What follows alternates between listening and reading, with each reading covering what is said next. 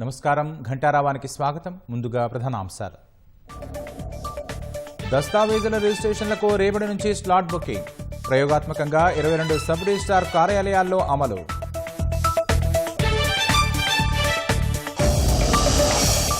సన్నబియ్యం కోసం రేషన్ షాపుల వద్ద బారులు. పేదలకు వరంగా మారిందని సర్కారుకు లబ్ధిదారుల కృతజ్ఞతలు.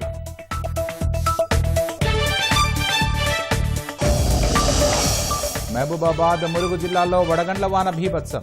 భారీగా పంట నష్టం. సర్కారే ఆదుకోవాలని రైతుల వేడుకోలు.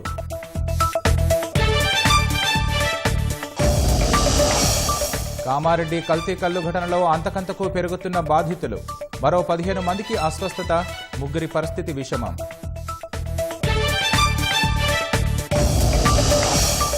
హెచ్చరికలు పెడచెవిన పెట్టిన చైనాపై ట్రంప్ సుంకాల మోత. జాగర్ ఉత్పత్తులపై 104% విధించిన అమెరికా.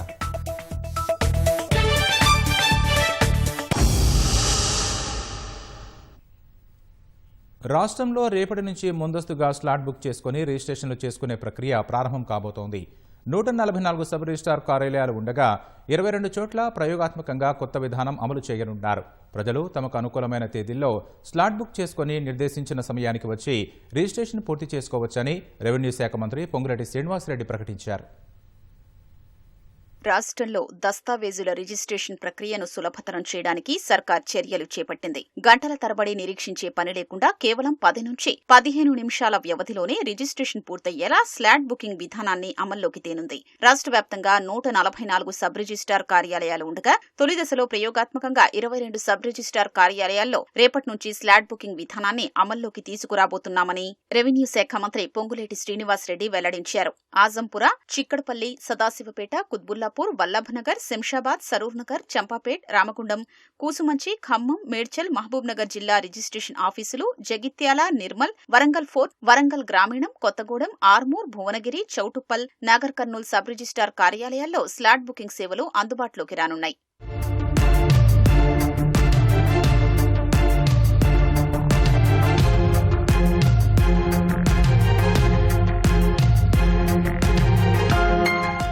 ఒక్కో సబ్ రిజిస్ట్రార్ కార్యాలయంలో రోజుకు 48 స్లాట్లను అందుబాటులో ఉంచుతారు. రద్దీ అధికంగా ఉండే కార్యాలయాల్లో అదనపు సబ్ రిజిస్ట్రార్లను సిబ్బందిని ఏర్పాటు చేస్తారు. ప్రయోగాత్మకంగా మేడ్చల్, మల్కాజిగిరి జిల్లాలోని కుత్బుల్లాపూర్ కార్యాలయంలో అదనంగా 2 సబ్ రిజిస్ట్రార్లు, అదనపు సిబ్బంది నియామకం చేపట్టారు. దీనివల్ల ఇక్కడ 144 స్లాట్లు అందుబాటులో ఉంటాయి. అధిక రద్దీ, తక్కువ రద్దీ ఉన్న సబ్ రిజిస్ట్రార్ కార్యాలయాల పరిధిని అనుసంధానం చేసి పనిభారాన్ని సమానం చేయడానికి చర్యలు తీసుకుంటున్నారు. ఈ ప్రక్రియలో తొలుత రంగారెడ్డి జిల్లాలోని చంపాపేట, సరూర్ నగర్ సబ్ రిజిస్ట్రార్ కార్యాలయాల్ని విలీనం చేస్తున్నారు. అత్యవసర సందర్భాలు ఉన్నప్పుడు లేదా స్లాట్ బుక్ చేసుకుని వారు ప్రతిరోజు సాయంత్రం 5 నుంచి 6 గంటల మధ్య నేరుగా కార్యాలయానికి వచ్చి రిజిస్ట్రేషన్ చేయించుకోవచ్చు. ఈ విధానంలో రోజుకు 5 లావాదేవీలకు అవకాశం కల్పిస్తారు.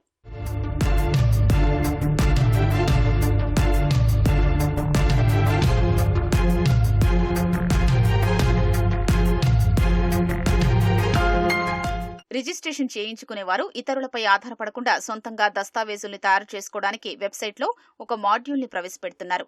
తొలుత సేల్ డీడ్ దస్తావేజుల కోసం ఈ సౌకర్యం అందుబాటులోకి తెస్తున్నారు. ఇది ఐచ్ఛికం మాత్రమే. రిజిస్ట్రేషన్ సమయంలో దస్తావేజులపై క్రయ విక్రయదారులు, సాక్షులు, సబ్ రిజిస్ట్రార్ సంతకాలు చేయాల్సి ఉంటుంది. ఈ ప్రక్రియ అధిక సమయం తీసుకుంటోంది. ఇందులో జాప్యాన్ని నివారించడానికి ఈ నెలాఖరులోగా ఆధార్, ఈ సంతకం ప్రవేశపెడుతున్నారు. ఎక్కడో ఒక చోట తమ ఆస్తి డబుల్ రిజిస్ట్రేషన్ జరిగిందనే ఫిర్యాదులు వస్తూనే ఉన్నాయి. ఈ సమస్య పరిష్కారానికి చట్టంలోని సెక్షన్ 22కు సవరణ చేసి సెక్షన్ 22(b)ని తీసుకొస్తామని మంత్రి పొంగులేటి శ్రీనివాసరెడ్డి స్పష్టం చేశారు.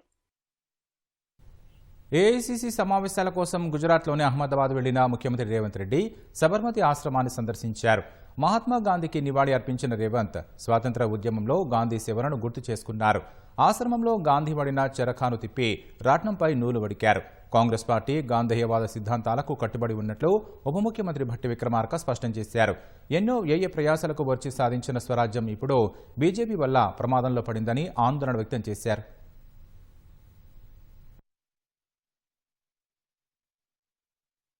Gujarat is a place where Mahatma Gandhi ji, where he started a great movement when he came from South Africa. Here the Sabarmati Ashram, he has given a message to the whole country. The Satyagraha and the independence. for this country is the only solution for all the problems. So the Congress party still, even till today, also believes in Gandhian ideology. Congress రాష్ట్ర వ్యవహారాల incharge Meenakshi Natarajan de facto సీఎంలా వ్యవహరించడం శోచనీయమని BJP నేత ఏలేటి మహేశ్వరరెడ్డి అన్నారు. ఆమె ఏకంగా సచివాలయానికి వచ్చి మంత్రులతో కలిసి హైదరాబాద్ సెంట్రల్ యూనివర్సిటీ భూముల వ్యవహారాన్ని సమీక్షించడం ఏంటని మండిపడ్డారు. తెలంగాణ రాష్ట్ర ప్రభుత్వ పాలనా పగ్గాలను రాహుల్ గాంధీ తన చేతిలోకి తీసుకున్నట్లుగా అర్థమవుతోందన్నారు. రాష్ట్ర ప్రభుత్వ పనితీరు తెలంగాణ ప్రజల ఆత్మగౌరవాన్ని రాహుల్ గాంధీ పాదాల దగ్గర తాకట్టు పెట్టినట్టుగా స్పష్టమవుతుంది.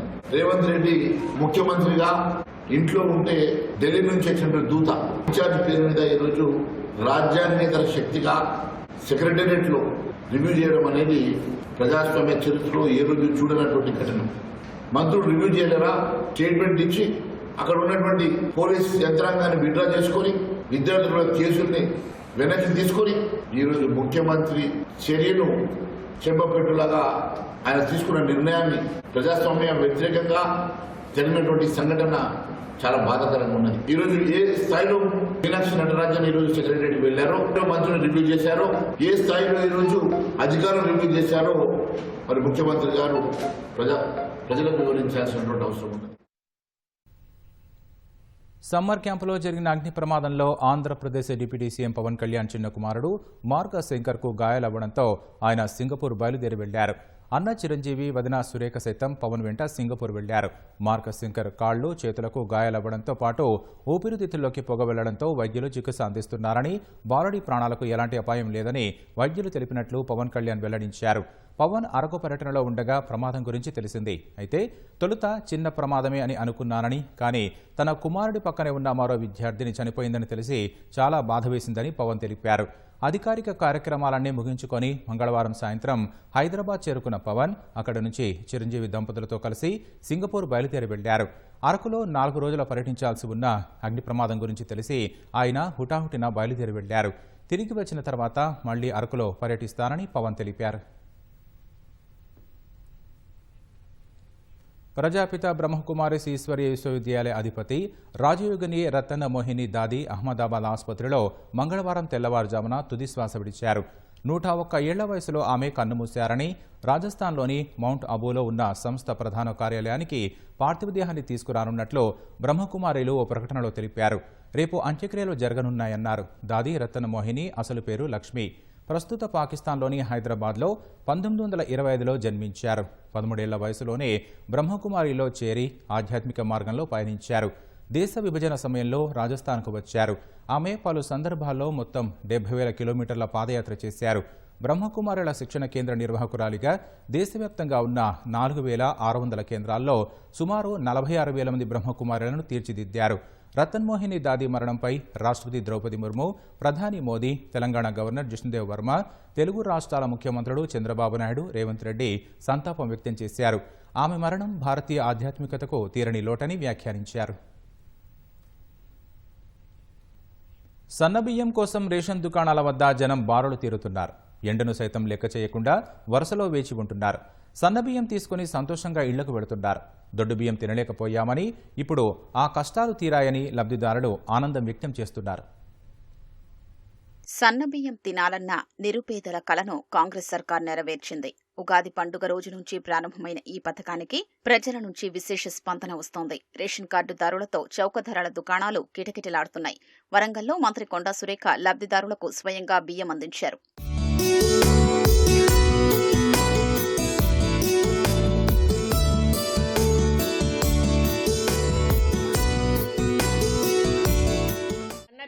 తెల్లన్నం తినాలనేది పేదల కళ. నేను బియ్యం ఇచ్చేటప్పుడు ఆ ముసలమ్మ కళ్ళల్లో ఆనందం చూస్తే సంతోషంగా అనిపించింది. ఎందుకంటే ఆ తల్లి ఎప్పటి నుంచి నాకు సన్న బియ్యం తినాలని ఉందో, మరి ఈరోజు ఆమె నోటికి సన్న బియ్యం వచ్చిన సందర్భము ఆమె మొహంలోనే కనిపిస్తూ ఉంది. ఈ విధంగా రాష్ట్ర వ్యాప్తంగా మరి చిన్న పిల్లలతో సహా ప్రతి ఒక్కరికి కూడా ఈరోజు సన్న బియ్యం అందించే కార్యక్రమం ఏదైతే ఉందో మరి ప్రజలందరూ కూడా హర్షిస్తూ ఉన్నారు. ఉమ్మడి వరంగల్ జిల్లా వ్యాప్తంగా సన్నబియ్యం పథకంపై హర్షాతిరేకాలు వ్యక్తమవుతున్నాయి. రేషన్ షాపుల వద్ద ఉదయం నుంచే బారులు తీరి బియ్యాన్ని తీసుకువెడుతున్నారు. సన్నబియ్యం ఇస్తున్నందుకు రాష్ట్ర ప్రభుత్వానికి, ముఖ్యమంత్రి రేవంత్ రెడ్డికి కృతజ్ఞతలు చెప్తున్నారు. దొడ్డు బియ్యం తినలేకపోయేది సార్. అసలు తిందామంటే మేము వంట చేసుకున్నాక కూడా సగం అన్నం పారేసేది తినలేక. అట్లాంటిది ఇప్పుడు మాకు సన్న బియ్యం ఇచ్చినందుకు చాలా సంతోషం. అనుకోలేకపోయేది. మేము కూలి చేసుకోవడానికి కూడా మాకు ఇప్పుడు పనులు దొరకక కూడా ఏదో ఎల్లక గతిలేక అదే దొడ్డు బియ్యం తినేవాళ్ళం. కానీ ఇప్పుడు మాకు సన్న బియ్యం ఇచ్చినందుకు చాలా సంతోషం. ఇంతకుముందు దొడ్డు బియ్యం ఎవరు తీసుకోకపోయేది. సన్న బియ్యం మేము తీసుకుంటాను. మంచిదే, మాకు బాగా రేటు ఉన్నాయి. చాలా మంది తీసుకుంటారు. ఎన్ని ఇద్దరు తీసుకోకపోయేది దొడ్డు బియ్యం.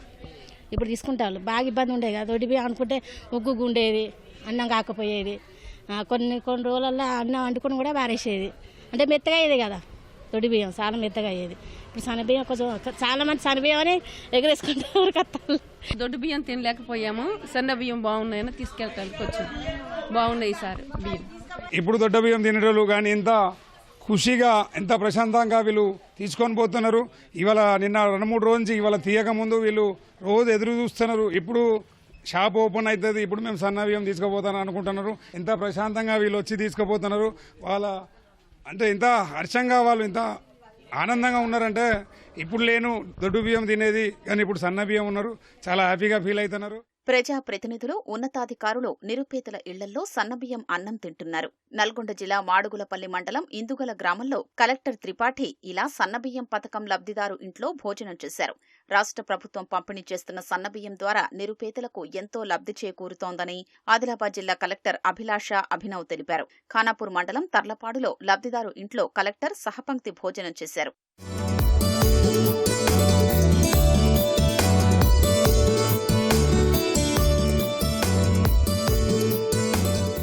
సన్నబియ్యం పథకం అమలుతో బహిరంగ మార్కెట్లోనూ బియ్యం ధరలు స్వల్పంగా తగ్గుముఖం పట్టాయి.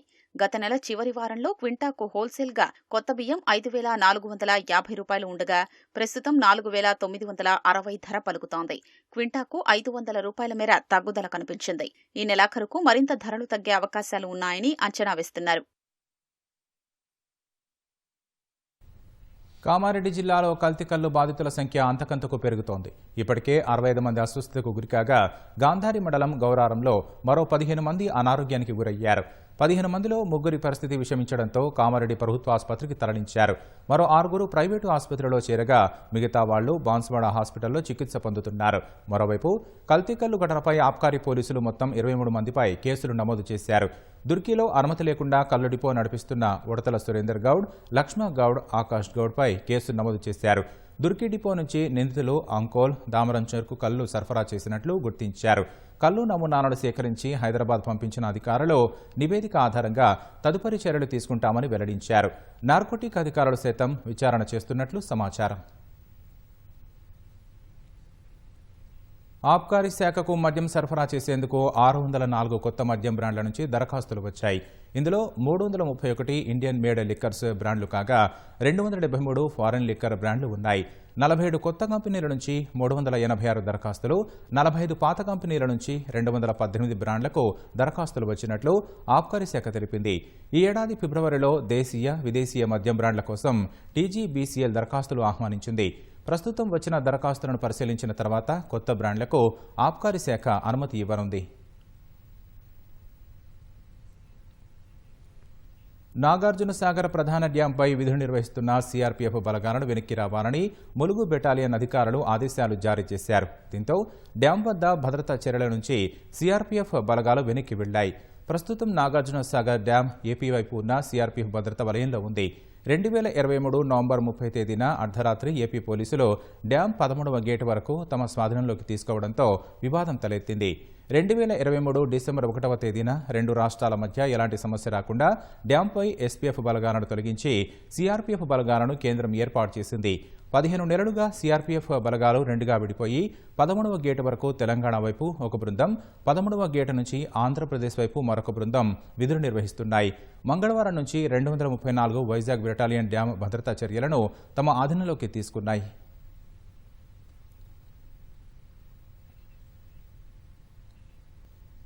అకాల వర్షాలు అన్నదాతలకు కన్నీళ్లను మిగిల్చాయి. మహబూబాబాద్, ములుగు జిల్లాల్లో కురిసిన వడగండ్ల వానకు చేతికందొచ్చిన పంట నేలరాలింది. ముఖ్యంగా వరి, మామిడి, బొప్పాయి రైతులు తీవ్రంగా నష్టపోయారు. పలుచోట్ల ఇళ్ల పైకప్పులు ఎగిరిపోయాయి. చెట్లు, విద్యుత్ స్తంభాలు నేలమట్టమయ్యాయి. తీవ్రంగా నష్టపోయిన తమను ప్రభుత్వమే ఆదుకోవాలని అన్నదాతలు కోరుతున్నారు.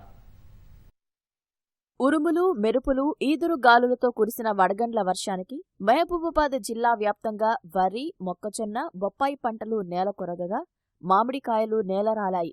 రైతులు తీవ్రంగా నష్టపోయారు. పలు ఇళ్ల పైకప్పులు పోయాయి. మరికొన్ని ఇండ్లపై పైకప్పులు ధ్వంసమయ్యాయి. రైతాంగం ఆరుగాలం కష్టపడి సాగు చేసిన పంట తీరా చేతికొచ్చే సమయంలో నేలపాలైంది. అన్నదాతలకు అపార పంట నష్టం చేకూర్చింది. నేల కొరిగిన పంటలను చూసి రైతులు కన్నీరు మున్నీరయ్యారు. 3 ఎకరాలు మునాపా చేస్తానా, నిన్న వచ్చిన వర్షానికి మొత్తం నీళ్ళలో పోయింది సార్ ఒడ్లు. మొత్తం ఇప్పుడు చూస్తే, నేను పొద్దున వచ్చి చూస్తే ఏం లేదు, మొత్తం నీళ్ళలో పడి ఉంది.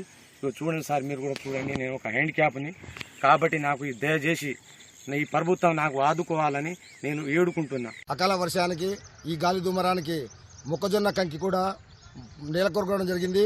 అదేవిధంగా పక్కనే నాకు 1 ఎకరం పొలం ఉన్నది. ఆ పొలం కూడా చేతికి అందినటువంటి పొలం మొత్తం పూర్తిగా దెబ్బతిన్నది అకాల వర్షానికి. అదేవిధంగా మిర్చి తోట కూడా, మిర్చి చేతికి అందినటువంటి కుప్పలు కూడా తీవ్రంగా నష్టపోవడం జరిగింది. తక్షణమే మా మీద దయ ఉంచి ఈ ప్రభుత్వం నష్టపరిహారం చెల్లించాలని మనవి చేస్తున్నాం. రేగడి తోటలో మామిడి తోట చెట్లు తీసుకోవడం జరిగింది. గాలి దుమ్ము వల్ల టన్ను వరకు కాయ రాలింది. ప్రభుత్వం మమ్మల్ని దృష్టి పెట్టుకొని ఆదుకోవాలని మనవి చేసుకుంటున్నాం. ములుగు జిల్లా గోవిందరావుపేట మండలంలోని పలు గ్రామాల్లో సుమారు 160 ఎకరాల్లో మామిడి తోటలున్నాయి. రేపో మాపో చేతికొచ్చే మామిడికాయలు వడగండ్ల వానకు నేల రాలాయని రైతులు ఆవేదన వ్యక్తం చేస్తున్నారు. ప్రకృతి విధ్వంసానికి కన్నీరే మిగిలిందంటూ ఆందోళన చెందుతున్నారు. మండలంలోని పలు గ్రామాల్లో గాలి బీభత్సానికి ఇంటి పైకప్పులు లేచిపోవటమే కాకుండా రేకులు మీదపడి పలువురికి గాయాలయ్యాయి. మంత్రి సీతక్క ఆదేశాల మేరకు అధికారులు పంటలను పరిశీలించి రైతులకు మనోధైర్యం కల్పించారు. నష్టపోయిన రైతులకు ప్రభుత్వం అండగా ఉంటుందని హామీ ఇచ్చారు. గాలివారం వానలకి రాళ్ల వాన పడి మొత్తం తోటంతా రాలిపోయినాయి కాయలన్నీ. దీని మీద మేము పెట్టుబడి పెట్టి ఉన్నాం. 4 రోజుల క్రితం మా ఆయన కూడా హార్ట్ అటాక్తో చనిపోయాడు. నాకు 2 ఆడపిల్లలు, 1 అబ్బాయి. మా జీవనాధారం దీని మీదనే. ఇప్పుడు బతకడానికి కూడా మాకు అవకాశం లేకుండా, మొత్తం ఏం లేకుండా మొత్తం రాలిపోయినాయి.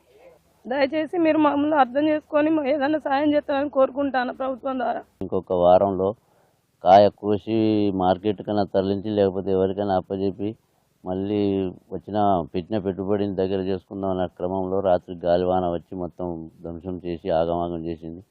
చెట్లు మొత్తం పొల్లు ఇరిగినాయి. మొత్తం గాలివాన మండలు చెట్లు మొదటితోటి కూలడం జరిగింది. చెట్ల కాయలు మొత్తం పడిపోయినాయి. మండలు కూడా రాలిపోయినాయి. మొత్తం దుమ్ము అయిపోయింది. ఇది గవర్నమెంట్ మమ్మల్ని ఏదైనా సహాయకం చేయాలని కోరుతున్నాం. రాత్రి వచ్చిన గాలివానకు చెట్లు ఇరిగిపడడం, కొమ్మల మీద ఉన్న కాయలన్నీ మొత్తం రాలిపోయి వాళ్ళకు దగ్గర 10-12 లక్షల లాస్ రావడం జరిగింది. 7 మధ్యలో బాగా గాలి దుమారం వచ్చింది. ఈ పక్క ఇల్లులు ఎవరి లేవు. బాగా గాలి దుమారం వచ్చి ఇంట్లో పని చేసుకుంటూ ఉన్నది. వచ్చి రేకులన్నీ ఊసిపోయినాయి. ఇటుకలు ఆమె మీద పడ్డాయి. దెబ్బలు కూడా దాకినాయి. అయితే 7 ఎకరాలు చేస్తాను. ఇది పొలం 7 ఎకరాలు మొత్తం గాలి దుమారం రాత్రి 6-6:30 లోపల వచ్చింది. అంత పంట నష్టం పోయింది. నేనైతే కౌలు చేసుకుంటాను సార్. వడగళ్ల వాన వచ్చి ట్రాన్స్ఫారాలు, స్తంభాలు, మన పంట పొలాలన్నీ బాగా దెబ్బతిన్నాయండి. ఉన్నాయంట. మేము బాగా చీకట్లోనే ఉన్నాం. పైకప్పులు, ఇంట్లో పైకప్పులు, రేకులు అన్నీ రోడ్ల మీద పడ్డాయండి. బాగా ధ్వంసమైనాయి. నష్టపరిహారం మాకు చెల్లించాలని గవర్నమెంట్కు మేము కోరుకుంటున్నాం. పంట పొలాలన్నీ గాలి వాన వచ్చి మొత్తం పడిపోయినాయి. వడ్లన్నీ రాలిపోయినాయి. చేను మొత్తం ఆగమైనాయి. అధికారులు సార్లు వచ్చిర్రు, చూసిండ్రు. ఈ చెట్లు మొత్తం ఆగమైనాయి. పొలాలు ఆగమైనాయి. కరెంటు పోయింది. కరెంటు తీగలన్నీ అయిపోయినాయి. ఈ స్తంభాలన్నీ పడిపోయినాయి. ఆగమైనాయి. తీవ్రమైన గాలులు మరియు వర్షానికి ఈ మండలంలో 166 ఎకరాల వరకు మామిడి తోటలు ఉన్నాయి. దాంట్లో ఒక 120-130 ఎకరాల వరకు కాయ విపరీతంగా రాలడం జరిగింది. ఇప్పుడు కాయ చేతికందే దశలో ఉంది కాబట్టి సుమారుగా రైతుకి ఆర్థిక నష్టం జరిగే అవకాశం ఉంది. ఎందుకంటే ఇప్పుడు కాయ రేటు 50 నుంచి 60 రూపాయలు అండి. ఎందుకంటే కాయ సైజు ఇప్పుడే వస్తుంది కాబట్టి కేజీకి 50 నుంచి 60 రూపాయల వరకు రైతుకు పడే ఛాన్సెస్ ఉన్నాయి. పంట నష్టం సంబంధించి సర్వే నిర్వహించి ప్రతి రైతు వారీగా వాళ్ళ డీటెయిల్స్ అన్ని తీసుకొని వాళ్ళ పాస్బుక్, అదేవిధంగా బ్యాంక్ అకౌంట్ నెంబరు ఇవన్నీ కూడా కలెక్ట్ చేసి, డాటా కలెక్ట్ చేసి మనము పై అధికారులకు పంపడం జరుగుతుంది. దీని ద్వారా మనకి పంట నష్టంకు సంబంధించిన సర్క్యులర్స్ ఉన్నాయి. దాని ప్రకారం ఎకరాన 10,000 రూపాయల చొప్పున మనకి పంట నష్టం ఇవ్వడానికి గవర్నమెంట్ నుంచి ఆదేశాలు ఉన్నాయి. వాటిని అంచనా వేసిన అనంతరము వీలైనంత త్వరగా కూడా రైతుల అకౌంట్లోనే నేరుగా కూడా పంట నష్టం వేసే విధంగా అన్ని చర్యలు తీసుకుంటున్నారు. సూర్యాపేట జిల్లాలోనూ అకాల వర్షాలు అన్నదాతలకు తీరని నష్టాన్ని మిగిల్చాయి. హుజూర్నగర్ నియోజకవర్గ వ్యాప్తంగా కురిసిన వర్షానికి ధాన్యం తడిసి ముద్దయింది. రైతులు టార్పాలిన్లు కప్పినప్పటికీ ఈదురుగాలులకు ఆగలేదని చెబుతున్నారు. పలుచోట్ల చెట్లు విరిగి పొలంలో పడగా కోత కోయని పంటలు నేలకొరిగాయి. ఆరుగాలం శ్రమించిన పంట నేలపాలయ్యిందని కర్షకులు ఐకేపీ కేంద్రాలు ప్రారంభించి తడిసిన ధాన్యం కొనాలని విజ్ఞప్తి చేశారు.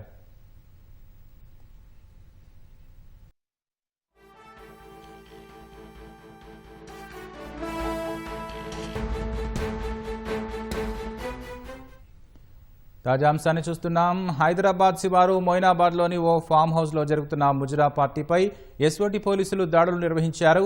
పార్టీ జరుగుతున్న ఇంట్లో భారీగా మద్యం, హుక్కా, గంజాయిని స్వాధీనం చేసుకున్నారు. ఇక మరిన్ని వివరాలు మా ప్రతినిధి నాగార్జున అడిగి తెలుసుకుందాం. నాగార్జున, చెప్పండి, ముజరా పార్టీకి సంబంధించి ఎంతమందిని అరెస్ట్ చేశారు? ఈ కేసులో ఇప్పటి వరకు 7 యువతులు సహా మొత్తం 20 మంది పోలీసులు అదుపులో తీసుకున్నారు. ప్రస్తుతం వాళ్ళందరూ కూడా మొయినాబాద్ పోలీస్ స్టేషన్ తరలించారు. నిన్న రాత్రి ఒక బర్త్డే సందర్భంగా అక్కడ ముజరా పార్టీ నిర్వహిస్తారని సమాచారంతో ఈ రంగారెడ్డి జిల్లా మొయినాబాద్ పోలీస్ స్టేషన్ పరిధిలో వచ్చేటువంటి ఎద్బాద్పల్లి నుంచి తోల్కట్ట వైపు వెళ్లే మార్గంలో ఈ హాలిడే హోమ్ ఫామ్ హౌస్ ఉంది. సో ఫామ్ హౌస్ లో ఈ ముజరా పార్టీ జరుగుతున్నట్టుగా పోలీసులకి సమాచారం అందింది. సో అందులో భాగంగా ఎస్ఓటీ రాజేంద్ర నగర్ పోలీసులు వాళ్ళ టీం అంతా కలిసి నిన్న సోదాలు నిర్వహించారు. అక్కడ మొత్తం 7గురిని అదుపులో తీసుకోవడం జరిగింది. 7 మంది యువతులు, తర్వాత మరొక 13 మంది వ్యక్తులు కూడా అదుపులో తీసుకున్నారు. వాళ్ళందరి నుంచి కూడా గంజాయి, హుక్కా, ఇతర సామాగ్రి మద్యం బాటిల్ కూడా స్వాధీనం చేసుకున్నట్టుగా తెలుస్తుంది. వీళ్ళంతా కూడా మాసప్ ట్యాంకు, హైదరాబాద్ మాసప్ ట్యాంకు, నాంపల్లి తదితర ప్రాంతాలకు చెందిన వాళ్ళుగా పోలీసులు గుర్తించారు. ప్రస్తుతం అయితే మొయినాబాద్ పోలీసులకి డ్యూటీషన్ వస్తుంది కాబట్టి వాళ్ళకి అప్రదించడం జరిగింది. సో రెగ్యులర్ గా కొన్ని రోజులుగా హైదరాబాద్ లో శివార్లో ఉన్నటువంటి ఫామ్ హౌస్ పై ప్రత్యేక నిఘా పెట్టినటువంటి SOT and law and order పోలీసులు వీరిపై ఏ చిన్న సమాచారం వచ్చినా సరే వెంటనే సోదాలు చేస్తున్నారు. ఇందులో భాగంగానే రాత్రి ఈ సోదాలు పాల్గొన్నారు. రాత్రి 3 గంటల సమయంలో ఈ రైడ్ చేశారు. సో ఈ రైడ్ లో మొత్తం 20 మందిని పోలీసులు అరెస్ట్ చేశారు. ప్రస్తుతం వాళ్ళందరినీ కూడా మొయినాబాద్ పోలీసులకి అప్పగించారు. ఈ కేసు దర్యాప్తు మొయినాబాద్ పోలీసులు చేరున్నారు. రాకేష్, ధన్యవాదాలు నాగార్జున.